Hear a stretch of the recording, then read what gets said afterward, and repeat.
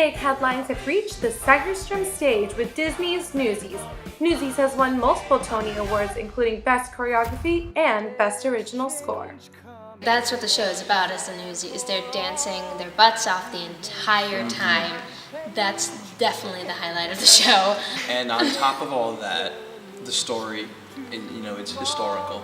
You get to learn about Newsies around 1899 and Joseph Pulitzer and kind of vaguely about union rights and all that. And I think that's important for kids to learn. There are stories that we as a community have to share with each other, and this is one of them.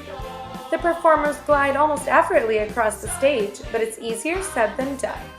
I'm in the tap number. The interesting thing about the tap number is I do have about 4-ish layers on. So I do have like a wool skirt, I have a crinoline, I have like time period undergarments on too.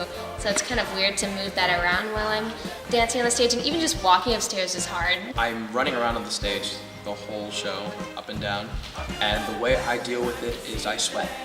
I sweat a lot. I can't stress how awful doing laundry is on tour. I just can't stress it enough. With a show that has news this big, it's no wonder the props that are used are just as big. The towers on stage are about 2 tons, and production stage manager Jeff Norman spoke to me about the importance of technology in this production. We have 2 20,000-watt projectors that's able to project the images on the screen sections that we want to use at that time.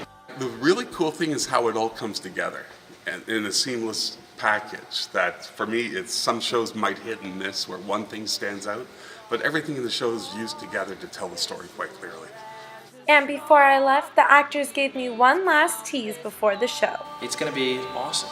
It's going to be, the show is all, I think it's more than people expect when they come to see it.